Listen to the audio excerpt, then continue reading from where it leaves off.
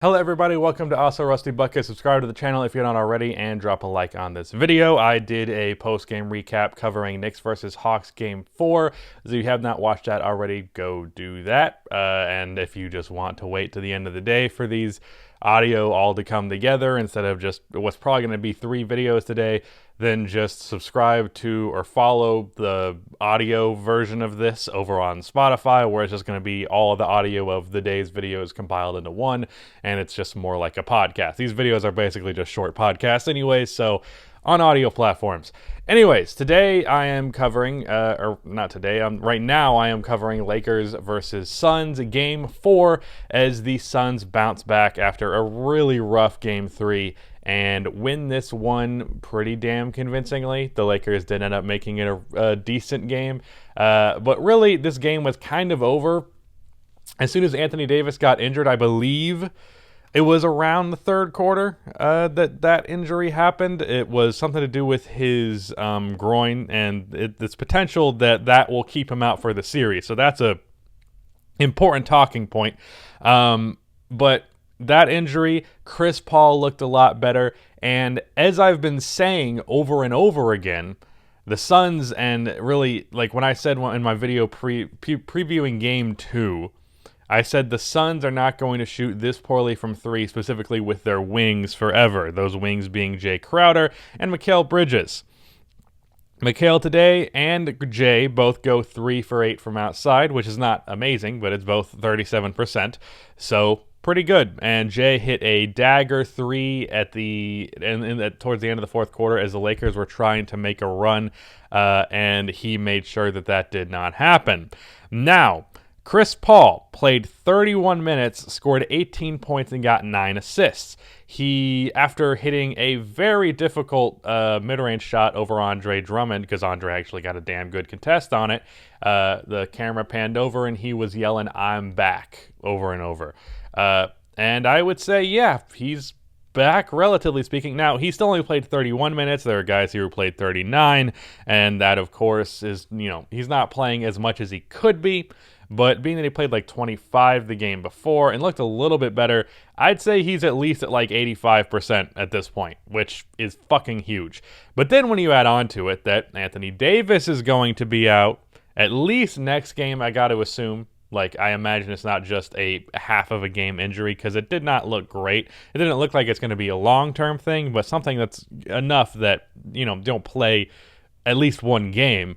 That could mean, especially because they're playing on Phoenix's home court in Game 5, I could see the Suns taking a 3-2 lead in this one.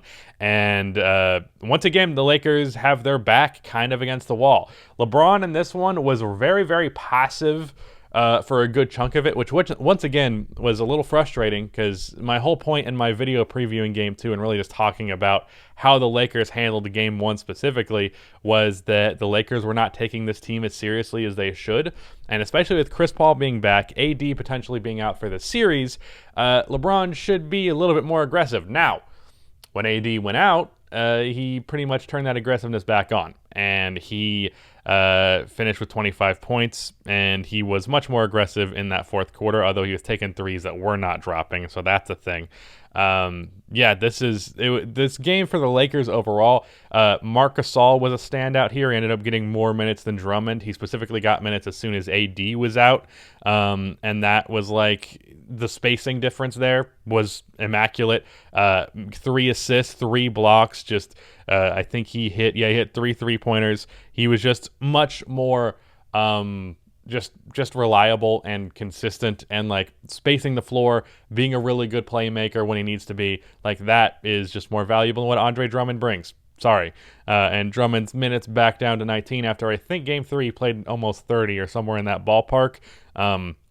So hopefully, especially with AD being out, this is a sign that we're going to see more Marc Gasol. I do want to mention, just because I see him in here, Ben McLemore played 15 minutes. He hit 2 3-pointers, and one of those threes was from a wild assist from LeBron. Just go watch that clip if you didn't watch this game. Just look up that assist and try and find it. It was a remarkable pass. Not that we're not used to that with LeBron. On the Phoenix end of things, this was actually offensively outside of Bridges, Crowder, and Chris Paul, not as standout. While Ayton had a bit of a run in the third quarter where he was really getting it going for the most part, this is the worst game he's played in the series. He was 6 for 8 from the field, 14 points, 17 rebounds. Now, it says a lot about how great his first 3 games were, that 14 and 17 is his worst game of the series, because that's still a damn good performance. But, you know, it's not as good as the first 3 games, and he was not feasting as much in the paint as he was previous. And Devin Booker, once again, the defense did a good job guarding him. Granted, there were a lot of shots that he would make pretty typically that just didn't go in this game. And Cameron Payne, once again, was great off of the bench. But, this game really came down to the Lakers were not as aggressive as you'd like. I think they made 3 shots in the third quarter, so that's not good. Once AD went down, there was a little bit of a scramble, and then eventually LeBron started just turning it on and being more aggressive. I do expect come Game 5 that LeBron will probably drop 40 points. I think he's going to be coming at this like it's a fucking finals game, Game 5, especially, well, specifically if AD does not play. Of course, we don't know the nature of the injury 100% yet, but I have a feeling at least one game based on just what my eyes saw. And if that happens, LeBron can't afford to not be aggressive in that game. Just straight up can't, especially with Chris Paul looking like he's healthy. He's progressively gotten better as each game goes along. So I just got to assume that by Game 5, at the very least Game 6, Chris is probably 100% if he's not already. So AD injury, Chris Paul back.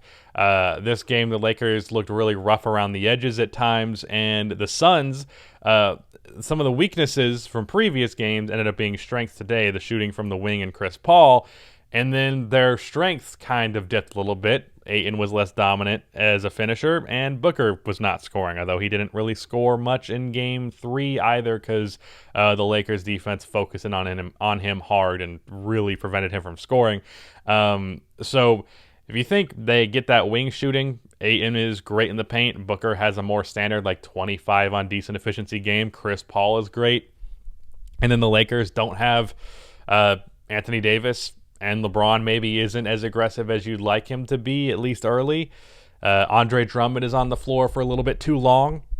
I can definitely see the Suns winning Game 5, and that is going to be, Game 5, when it's a tied series, is always a pivotal game in the series, and obviously having home court advantage in that situation is preferable, and of course the Suns do.